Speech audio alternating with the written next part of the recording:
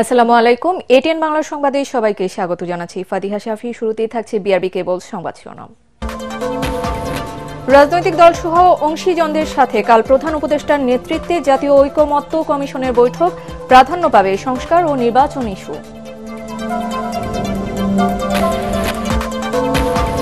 একটি দল নিজেদের অপকর্ম আড়াল করতে বিএনপির নামে অপবাদ দিচ্ছে। অভিযোগ সিনিয়র নেতাদের। জাতীয় নির্বাচনের আগে স্থানীয় নির্বাচন হবে আত্মঘাতী।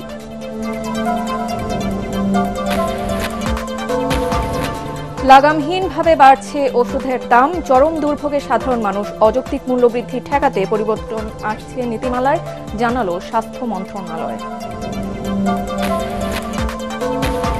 বিশ্ব ইজতেমার শেষ ধাপে লাখো মুসল্লির ঢল। মাওলানা ইউসুফ সাদের ইমামতিতে জুমার নামাজ আদায়। ময়দানে কঠোর নিরাপত্তা।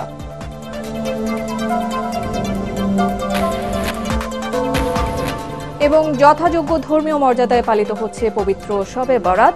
নফল ইবাদত বন্দেগীতে মশগুল ধর্মপ্রাণ মুসলমানরা।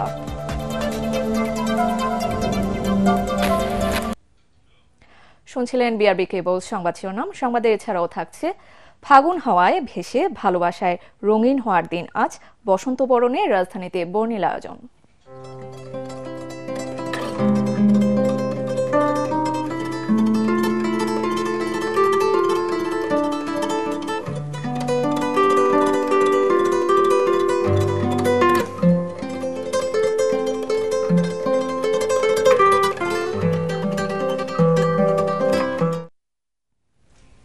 আর এবারে জানিয়ে দেব বিস্তারিত সংবাদ।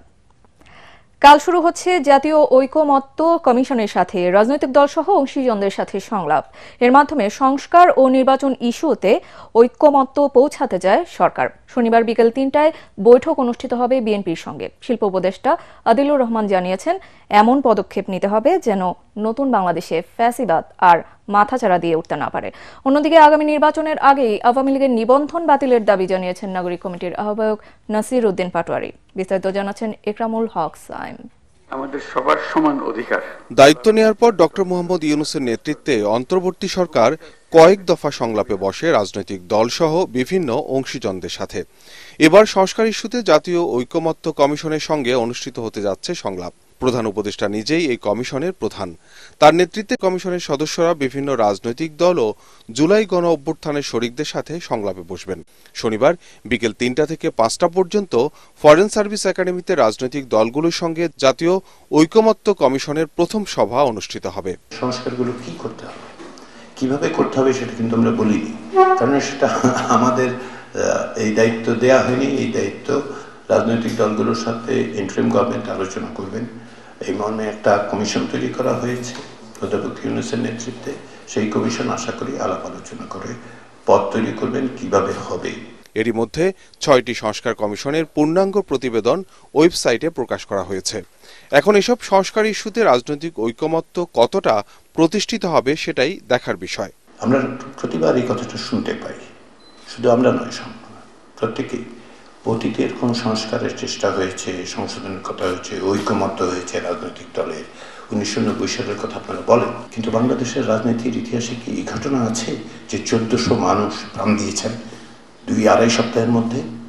বাংলাদেশের ইতিহাসে কি এই অবস্থা আছে যে রাষ্ট্র ক্ষমতায় অধিষ্ঠিত, সর্বোচ্চ ক্ষমতায় অধিষ্ঠিত একজন শাসক সমস্ত রকম আন্তর্জাতিক আইন ভঙ্গ করে মানবাধিকার শুধু লঙ্ঘন করেছেন তা না, মানবতার বিরুদ্ধে অপরাধে যুক্ত থেকেছে? এরপরে আমরা কি ৯০-এর সাথেই তুলনা করব? রাজধানীতে এক অনুষ্ঠানে শিল্প উপদেষ্টা আদিলুর রহমান সংলাপ ইস্যুতে বলেন, ঐক্যবদ্ধ পদক্ষেপের মাধ্যমে নতুন বাংলাদেশে ফ্যাসিবাদ ঠেকাতে হবে। সংস্কার নিয়ে আলোচনা শুরু হবে রাজনৈতিক দলগুলোর সঙ্গে। এই সংস্কারের আলোচনা দেশে একটা গণতান্ত্রিক ব্যবস্থা প্রতিষ্ঠার জন্য এগিয়ে নিয়ে যাবে দেশকে। আমি আশা করি বাংলাদেশ কখনোই আর ফ্যাসিবাদের দিকে ফিরে যাওয়ার সুযোগ রাখবে না। আরেক অনুষ্ঠানে নাগরিক কমিটির আহ্বায়ক নাসির উদ্দিন পাটোয়ারি বলেন, জনগণের মধ্যে নানা বিভাজন তৈরি করে শোষণ করেছিল আওয়ামী লীগ।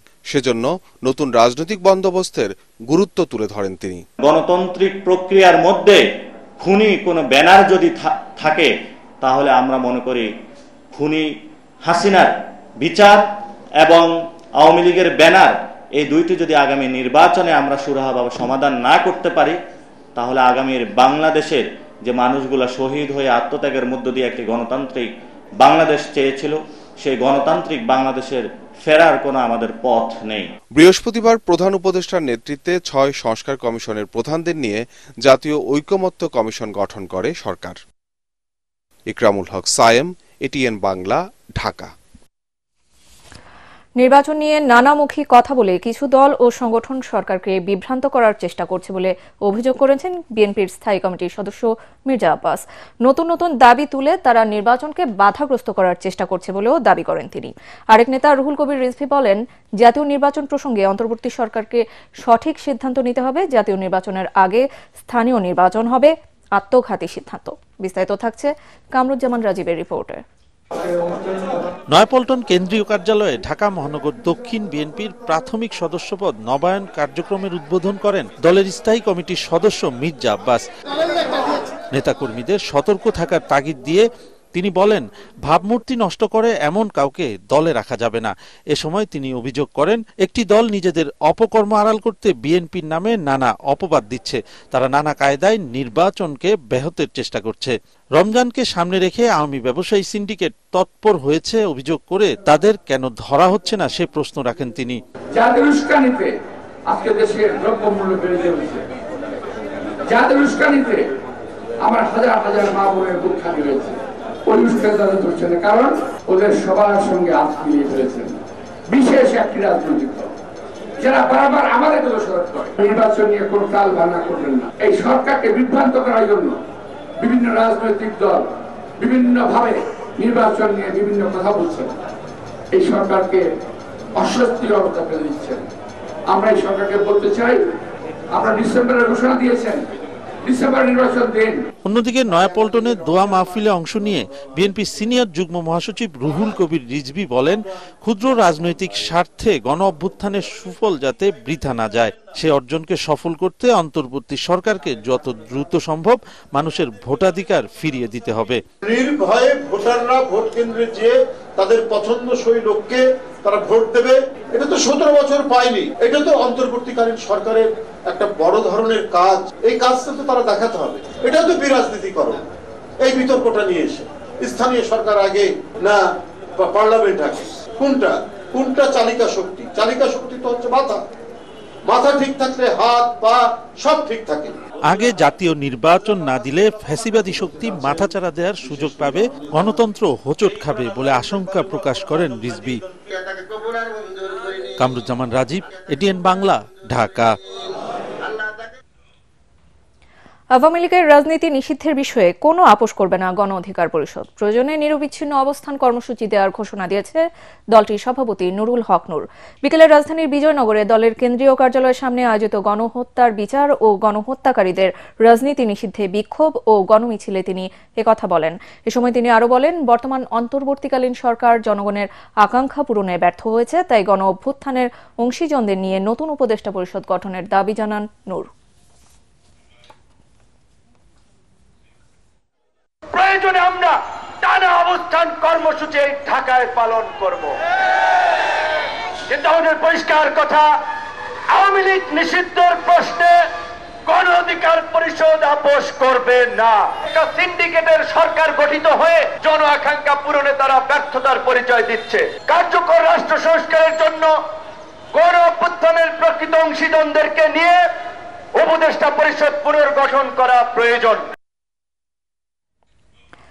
আওয়ামী লীগকে যদি কেউ রাজনীতিতে ফেরানোর চেষ্টা করে তাদের শক্ত হাতে প্রতিহত করা হুঁশিয়ারি দিয়েছেন বৈষম্য বিরোধী ছাত্র আন্দোলনের মুখ্য সংগঠক আব্দুল হান্নান মাসুদ।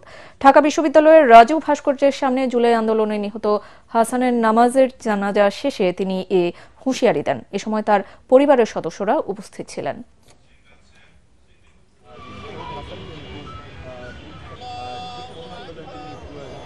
অপশক্তি যদি তাদের রাজনৈতিক হীনস্বার্থে আওয়ামী লীগকে বাংলাদেশের রাজনীতিতে আনার জন্য আবার প্রচেষ্টা চালায়, হয়তো বা এর বিরুদ্ধে প্রতিবাদ করতে গিয়ে আমরা আরো 2000 জন শহীদ হব, কিন্তু আওয়ামী লীগকে বাংলাদেশের রাজনীতি করতে দিবে না। এই শহীদের বাবারা তাদেরকে রাজনীতি করতে দিবে না, শহীদের সন্তানরা রাজনীতি করতে দিবে না। এই শহীদ পরিবার সবার আগে প্রতিরোধ গড়ে তুলবে। ঢাকা মেডিকেল মর্গে থেকে লাশ বাইর করছে, তখন আমার ছেলে ওই পায়জামা, ওই পাঞ্জামি, ওই জাঙ্গা, ওই গেঞ্জি সব আমার এই ভাই শনাক্ত করছে। আমার ছেলেরে যারা এই বাজে হত্যা করে মারছে তাদের বিচার চাই। সংযুক্ত আরব আমিরাতের দুবাইয়ে 2 দিনের সংক্ষিপ্ত সফর শেষে দেশে ফিরেছেন অন্তর্বর্তী সরকারের প্রধান উপদেষ্টা অধ্যাপক ডক্টর মোহাম্মদ ইউনুস। শুক্রবার বিকেলে প্রধান উপদেষ্টাকে বহনকারী এমিরেটস এয়ারলাইন্সের ফ্লাইটটি ঢাকায় হযরত শাহজালাল আন্তর্জাতিক বিমানবন্দরে অবতরণ করেন। দুবাই বিমানবন্দর থেকে দেশে ফেরার সময় সংযুক্ত আরব আমিরাতের ক্রীড়ামন্ত্রী ডক্টর আহমদ বেলহৌল আল ফালাসি ডক্টর মোহাম্মদ ইউনুসকে বিদায় জানান। বুধবার সন্ধ্যায় ওয়ার্ল্ড গভর্নমেন্ট সামিটে যোগদানের জন্য তিনি 2 দিনের সফরে দুবাইয়ে যান।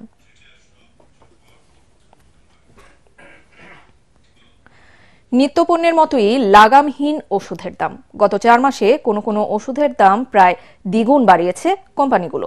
এতে নাভিশ্বাস উঠেছে সাধারণ মানুষের। অনেকে প্রশ্ন তুলেছেন অন্তর্বর্তী সরকারের ভূমিকা নিয়ে।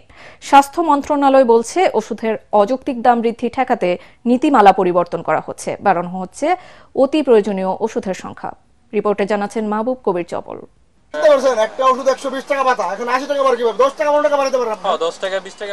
ওষুধ কিনতে এসে প্রায় এমন বিতণ্ডায় জড়িয়ে পড়ছেন ক্রেতা বিক্রেতারা। আমি তো অবাক হয়ে গেছি ওষুধের দাম শুনে। ঝগড়া হয়, মানে কাস্টমারের সাথে অনেক তর্ক হয়।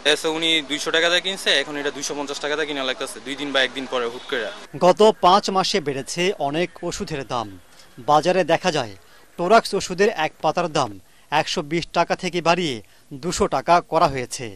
নিউরোবি 270 থেকে 300 টাকা, ফেক্সো 10 mg 100 থেকে 120 টাকা, বেক্সট্রাম গোল্ড 285 থেকে 360 টাকা, ফসিক্যাল ডিএক্স 150 থেকে 170 টাকা, এলিমেন্ট প্লাস লোশন 150 থেকে 200 টাকা। এভাবে বেশি প্রয়োজনীয় ওষুধগুলোর দাম বাড়ানোয় বিপাকে পড়েছেন সাধারণ মানুষ। আমাদের যে স্যালারি বেতন এটা তো হচ্ছে না, অনেক টাকার ওষুধ লাগছে, বুঝছেন? কিন্তু হবে, কারণ রোগ তো ভালো হতে হবে। হাই হাই করতে পারবো যে বাড়লো রে, মনে কষ্ট পাবো, তাছাড়া আমরা কি কোনো প্রতিবাদ করতে পারবো? বিগত সময় এভাবেই চলছে। আসলে ওষুধ প্রশাসন যে নিয়ন্ত্রণ যে সংস্থা আছে, আসলে তাদের ভূমিকাটা কতটুকু এখানে কার্যকরী জানি না। বিক্রেতারা বলছেন আগের মতোই বাজারে সংকট সৃষ্টি করে ওষুধের দাম বাড়াচ্ছে অনেক কোম্পানি। কিছুদিন অফ রাখে, স্টক অফ রাখে, তারপর আবার দাম বাড়ায় ফেলে। ওষুধের দাম কখনোই কমে না, এটা বাড়ে কিন্তু কমে না, আজ পর্যন্ত কমে না। এভারেজে সব কোম্পানির দাম বেড়েছে। দেশে চিকিৎসা ব্যয়ের শতকরা 65 টাকা খরচ হয় ওষুধ কিনতে, বাকিগুলো অন্যান্য খাতে। চিকিৎসকরা বলছেন ওষুধের দাম বৃদ্ধির কারণে অনেক সময় রোগীরা কোর্স সম্পন্ন করেন না, ফলে রোগ নিরাময় হয় না। যখন ওষুধের দাম বেড়ে যায়, অনেক রোগী যারা স্বল্প আয়ের অথবা সীমিত আয়ের ওষুধ কিছুদিন খাওয়ার পর ছেড়ে দেন। মাঝপথে যদি ছেড়ে দেয় কেউ, অনেক সময় দেখা যায় যে হয়তো একটু ইমপ্রুভমেন্ট হয়েছে, কিন্তু এতে করে অ্যান্টিবায়োটিক রেজিস্ট্যান্সের ভয় থেকে যায় এবং ভবিষ্যতে দেখা যাবে যে ওই অ্যান্টিবায়োটিক আর ওনার ক্ষেত্রে কাজ করবে না। ওষুধের দাম বাড়াতে জাতীয় কমিটির অনুমোদন লাগে। বিগত সরকারের সময় তা ছিল লোক দেখানো, যা এখনো চলছে। তবে এ বিষয়ে মিডিয়ায় কথা বলতে চান না কোম্পানির মালিকরা। অনেকটা দর্শকের ভূমিকায় ওষুধ প্রশাসন অধিদপ্তর। স্বাস্থ্য মন্ত্রণালয়ের বিশেষ সহকারী অধ্যাপক ডাক্তার সাইদুর রহমান জানান, অযৌক্তিক দামের লাগাম টানতে কাজ করছে সরকার। এইভাবে যে দাম বেড়ে যায় হঠাৎ করে, সেটা যৌক্তিক ভিত্তি থাকতে হবে এবং এটা আন্তর্জাতিক বাজারের সঙ্গে, পার্শ্ববর্তী এবং আন্তর্জাতিক বাজারের সঙ্গে মিলিয়ে দেখতে পারতে হবে। এই সামর্থ্যটা আমাদের রেগুলেটরে থাকতে হবে যে তারা আসলে এটার কাঁচামালের দাম, এটার যে মোড়কজাত অন্যান্য যে সামগ্রী এবং উৎপাদন খরচ মিলিয়ে যেই প্রস্তাবিত মূল্য, সেটা যৌক্তিক কিনা। চেষ্টা করবো আমরা যে এই ধরনের একটা আলাদা অথরিটি যারা নাকি আসলে পুরো প্রাইসিং মেকানিজমটা দেখবে। তিনি জানান, শুধু দাম নয়, মানও নিশ্চিত করতে উদ্যোগ নিচ্ছেন তারা। মাহবুব কবির চপল, এটিএন বাংলা, ঢাকা। টঙ্গীর তুরাগতীরে বিশ্ব ইজতেমার 3য় ধাপের প্রথম দিনে জুমার নামাজে ঢল নামে মুসল্লিদের। এর আগে সকাল থেকেই দলে দলে ইজতেমা ময়দানে সমবেত হন ঢাকা ও আশেপাশের এলাকার মানুষ। যে কোনো ধরনের বিশৃঙ্খলা নিয়ন্ত্রণে ইজতেমা ময়দানের নিরাপত্তা জোরদার করছে আইনশৃঙ্খলা বাহিনী।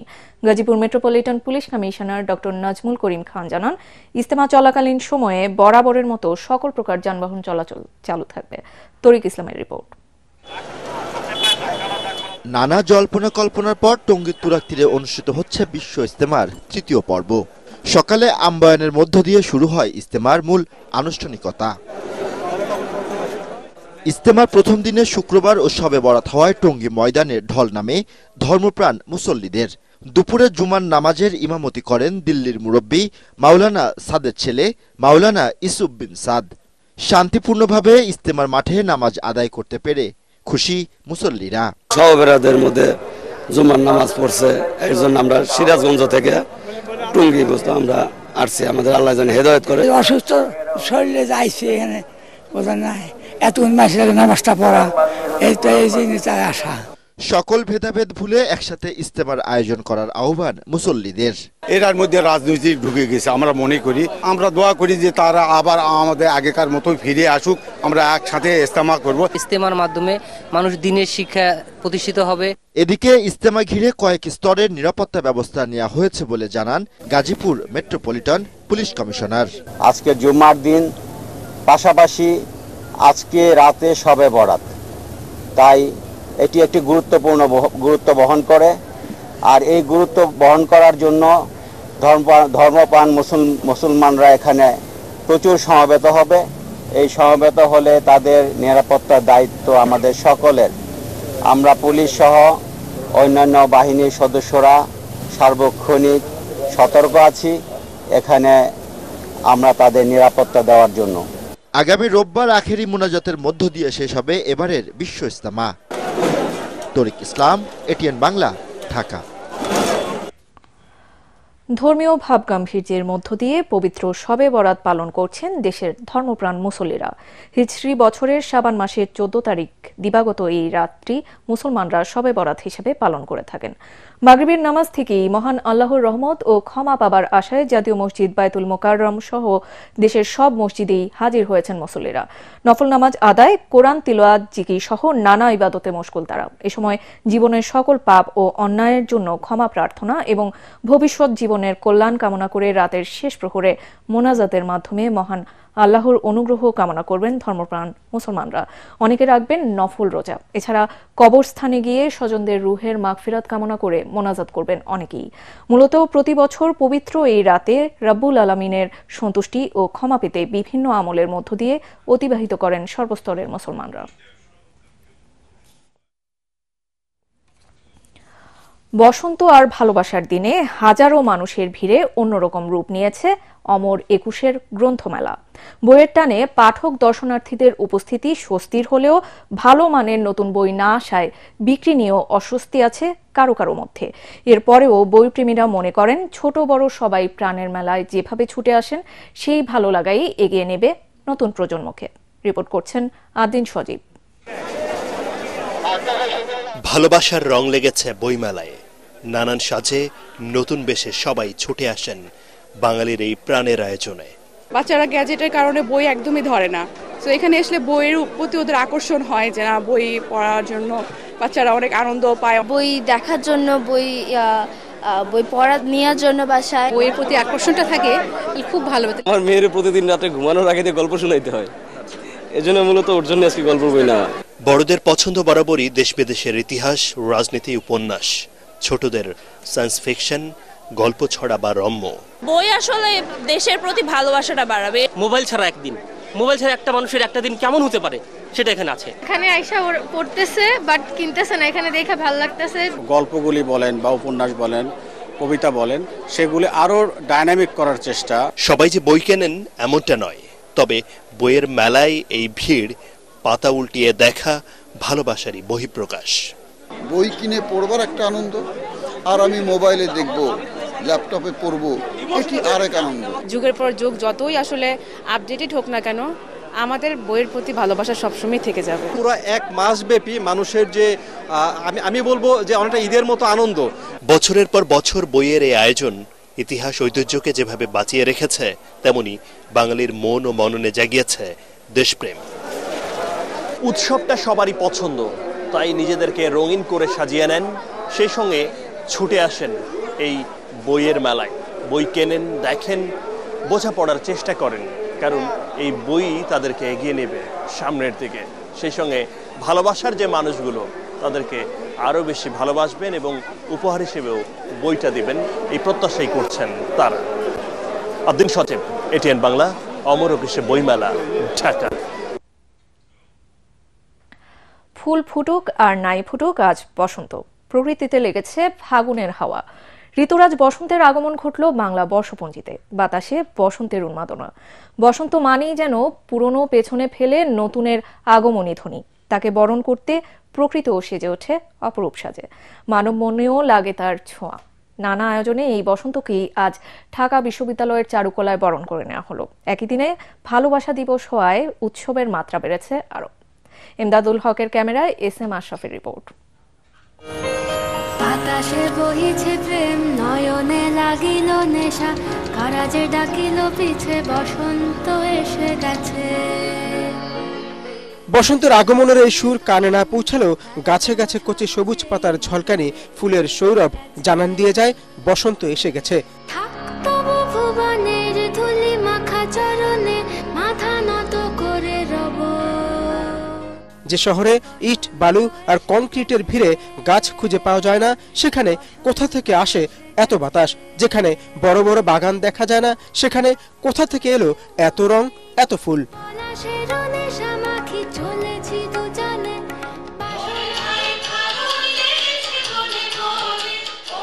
ফাগুনের এই অবাক করা রূপ কথা, গান আর নাচে ফুটিয়ে তুলতে এবারও চারুকলার বকুলতলায় জাতীয় বসন্ত উৎসব উদযাপন পরিষদ বরণ করেছে ঋতুরাজকে। আর তা দেখতে এসে মুগ্ধ সংস্কৃতি প্রেমীরা। এই যে একটা রঙিন সময়, এই কারণেই তো আমরা ঋতু বসন্তটাকে পালন করি। বাঙালিদের একটা উৎসব, এখানে এসে আমাদের সবার সাথে দেখা হয় যে চারিদিকে সবাই হলুদ ড্রেস পরে, ফুলের মধ্যে খুবই সুন্দর লাগে। এই জন্য এই জিনিসটা আসলে ভালো লাগা। আমার এটাই মনে হয় যে সবাই একসাথে মজা করে, আনন্দ করে, এটাই হচ্ছে সবচেয়ে বড়। যে শিশু জানে না বসন্ত কি, যে শুনেনি ফাগুনের গান আর কবিতা, বাবা মার হাত ধরে তার আগমনের দৃশ্য সত্যি অভূতপূর্ব। মাতাল ঋতুর ছন্দে, মনের আনন্দে অনেক কিছুই ঘটে যাচ্ছিল বসন্তের ছোঁয়া লাগা বকুলতলার চারপাশে। কেউ ঠোঁট মেলাচ্ছেন, কেউ খোপায় বাঁধছেন ফুল। আর এমন দিনে কারো কারো অবিরাম নিজেকে দেখার ইচ্ছে যেন শেষই হচ্ছিল না। ভালো লাগে কারণ এটা বছরে একবারই হয়, আর সবাই আসলে খুব সুন্দর করে শাড়ি পরে আসছে, সেজে আসছে। এটা আসলে আমাদের নিজস্ব একটা সাংস্কৃতিক অনুষ্ঠান। চারদিকে যখন বসন্তের ছোঁয়া, তখন কেউ কেউ মনে করিয়ে দিলেন একই সাথে ভালোবাসার দিনও যে এই 14ই ফেব্রুয়ারি। এর তাৎপর্য কম নয়। ভিন্ন ভিন্ন দিনে এটার উদযাপন করার একটা বিষয় ছিল, কিন্তু একদিনে দুইটা তার আবেগটাও বেশি, আনন্দটাও বেশি, ভালো লাগাটাও বেশি। কথায় গানে তখন সময় গড়িয়েছে অনেক, ভেসে আসছে দুয়ার খুলে দেওয়ার খবর। এত ভালো লাগা, এত ভালোবাসার মুহূর্ত উপভোগ করতে এসে তারা বললেন, এভাবেই যেন হাসি খুশি থাকে দেশের মানুষ। দেশের প্রতি চাওয়া থাকবে এই যে যেন আমরা একটা সুস্থ সুন্দর একটা ভবিষ্যৎ বাংলাদেশ গড়তে পারি। সাম্প্রদায়িক কোনো কিছু না নিয়ে আসুক, সবাই একসাথে আমরা সুন্দরভাবে উৎসবটা পালন করি, এটাই হচ্ছে চাওয়া। প্রতি বছর এই বসন্ত উৎসব বারবার মনে করিয়ে দেয় বাঙালি সংস্কৃতির প্রেরণা লুকিয়ে আছে প্রকৃতির মাঝে, মানুষে মানুষে মিলবার উৎসবের মাঝে। নতুন পাতা থেকে ফুলের সমারোহ, প্রকৃতিতে বসন্তের আগমনী বার্তা পাওয়া গেছে আরো আগেই। তবু এমন আয়োজন মূলত ঋতুরাজকে বরণ করে নিতেই। আর এই উৎসবে আগত অতিথি, দর্শক থেকে শুরু করে আয়োজক, সকলের একটি চাওয়া, দেশের প্রশ্নে সবাই যেন এক থাকি। SM Ashraf, ATN Bangla, Dhaka. এবার আল আরাফা ইসলামী ব্যাংক অর্থ সংবাদ।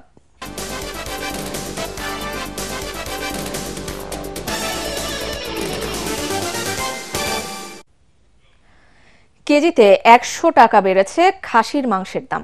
দাম বেড়েছে গরু ও মুরগির মাংসেরও। সপ্তাহ দুয়েক আগে অস্বাভাবিকভাবে বেড়ে যাওয়া চালের বাজার দর সেখানেই স্থির আছে। আর ভোজ্য তেলের বাজারে চলমান অস্থিরতা কাজে লাগিয়ে আরেক দফা দাম বাড়ানোর শঙ্কায় আছেন ভোক্তা ও খুচরা বিক্রেতারা। ফজলে রাব্বির রিপোর্ট। পবিত্র শবে বরাত উপলক্ষে মাংসের দোকানে অন্যান্য দিনের তুলনায় ভিড় একটু বেশি। বাজার অর্থনীতির হিসাবে দাম না কমলেও স্থিতিশীল থাকার কথা, কিন্তু অর্থনীতির সে হিসাব উল্টে দিয়ে 1100 টাকার খাসির মাংস বিক্রি হচ্ছে 1200 টাকায়, 750 টাকার গরুর মাংস 780, কোথাও কোথাও বিক্রি হচ্ছে 800 টাকায়। আপনি যদি শিক্ষিত লোক এই কথা বলেন, আমি তো জবাব দিতে পারুম না। কখনো তো বেচা কিনি একটু বেশি, সবার ঘরেই লাগে, আরো যে দাম একটু বেশি। গরুর প্রতি 15 থেকে 20 হাজার টাকা বাড়ছে। দাম বেড়েছে মুরগির মাংসেরও। বয়লার আজকে 200 টাকা বিক্রি করতেছি, সোনালী 320 টাকা 1 নম্বরটা, আর 2 নম্বরটা 280 টাকা। ভরা মৌসুমে সেই যে বাড়ল চালের দাম, এরপর আর কমার নাম নেই, আক্ষেপ ভোক্তার। আমাদের দেশে তো বাড়ে, এটাই দেখি, কমে দেখি না। কিছুদিন আগেই বাজারে কৃত্রিম সংকট তৈরি করে তেল ব্যবসায়ীরা বাড়িয়ে নিয়েছিল দাম। এখন আবার চলছে সংকট, তেলের সাথে বাধ্যতামূলকভাবে নিতে হচ্ছে অন্য একটি পণ্য। টাকা দিয়ে মানুষ তোল ক্রয় করবে, এর পরে মানুষ তোল পাইতেছে না। একটা তোলের জন্য 1-1.5 ঘন্টা বাজারে ঘুরে। যে কোনো একটা কিছু দিবে, চিনি দিবে, ময়দা দিবে, মানে প্রোডাক্ট তাদের কোম্পানি একটা কিছু নিতে হয়। আর কিছু কিছু দোকান তো পরিষ্কার ভাষায় বলতেছে তেল নাই। ব্যবসায়ীরা যেভাবে চলছিল ওইভাবে চলছে। এখনো এই যে সয়াবিন তেল, আমি শিওর যে সরকারের সঙ্গে আবার নেগোশিয়েট হবে, দেন এগেইন দাম বাড়বে। সো এইটা আসলে কোনো চেঞ্জ হয় না। এই জায়গাটায় সাধারণ মানুষ খুশি না। গুঁড়া দুধ কেজির প্যাকেট যেগুলা বাংলাদেশি স্টারশিপ দন্না ডানু ডিপ্লোমা, এগুলা আর কেজিতে 10-15 টাকা করে বাড়ছে। শীতের শেষে বসন্তের প্রথম দিন নগরীতে সবজির দর বেশ সহনশীলই ছিল। এই সুযোগে মনের আনন্দে পলিথিন ব্যাগ ভরে সবজি কিনছেন কারণ বাজারের ক্রেতারা। ফজলে রাব্বি, এটিএন বাংলা, ঢাকা। এখন থাকছে আন্তর্জাতিক সংবাদ।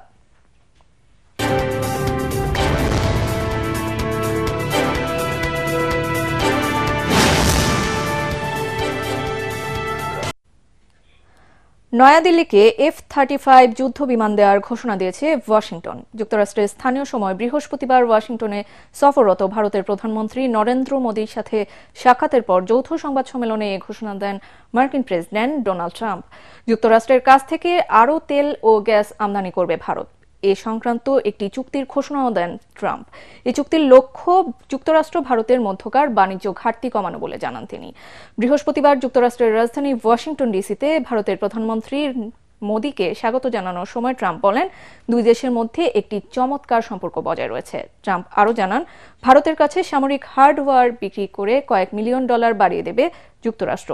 এ সময় বাংলাদেশ প্রসঙ্গে ট্রাম্প জানান, দেশটিতে ভারতের প্রধানমন্ত্রীর সিদ্ধান্তের সাথে যুক্তরাষ্ট্র একমত, কারণ ভারত বহু বছর ধরে বাংলাদেশ নিয়ে কাজ করছে।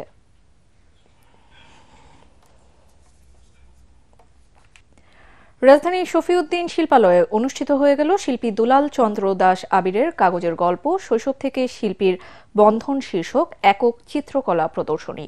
শন, গমের খড়, আনারস পাতা, নারকেল ফাইবার, পুনঃব্যবহৃত কাগজ এবং তুলার বর্জ্য থেকে তৈরি কাগজ প্রদর্শনীটিতে স্থান পায়। আয়োজনটিতে অতিথি হিসেবে উপস্থিত ছিলেন এমিনেন্ট আর্টিস্ট অধ্যাপক আবুল বারক আলভি, গবেষক ও ডিজাইনার চন্দ্রশেখর সাহা, রং বাংলাদেশের প্রধান নির্বাহী সৌমিক দাস। এ সময় শিল্পী বলেন, হাতে কাগজ তৈরির প্রতিটি ধাপে সৃজনশীলতার নতুন নতুন দিগন্ত উন্মোচিত হয়।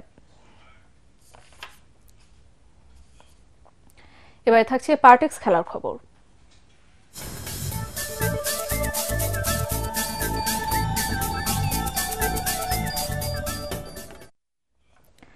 কলম্বোতে দ্বিতীয় ওয়ানডেতে অস্ট্রেলিয়াকে 174 রানে হারিয়ে হোয়াইট ওয়াশ করেছে শ্রীলঙ্কা।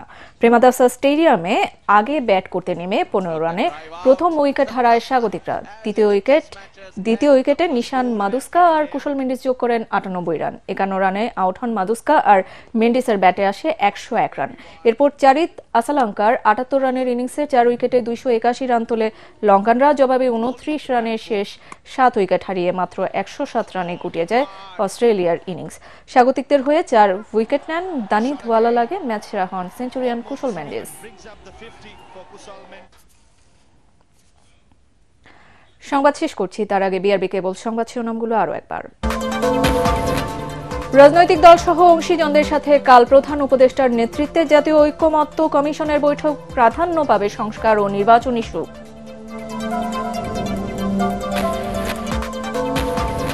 একটি দল নিজেদের অপকর্ম আড়াল করতে বিএনপির নামে অপবাদ দিচ্ছে। অভিযোগ, সিনিয়র নেতাদের জাতীয় নির্বাচনের আগে স্থানীয় নির্বাচন হবে আত্মঘাতী।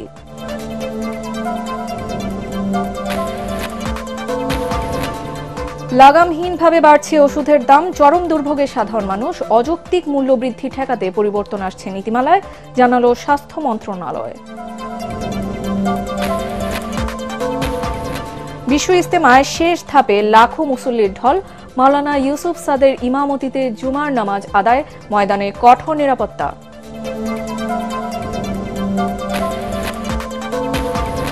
এবং যথাযোগ্য ধর্মীয় মর্যাদায় পালিত হচ্ছে পবিত্র শবে বরাত। নফল ইবাদত বন্দেগীতে মশগুল ধর্মপ্রাণ মুসলমানরা।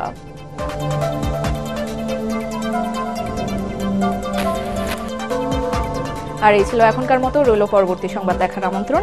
এটিএন বাংলা সংবাদ ইউটিউবে দেখতে ব্রাউজ করুন youtube/ATN Bangla News। সাথে থাকার জন্য ধন্যবাদ।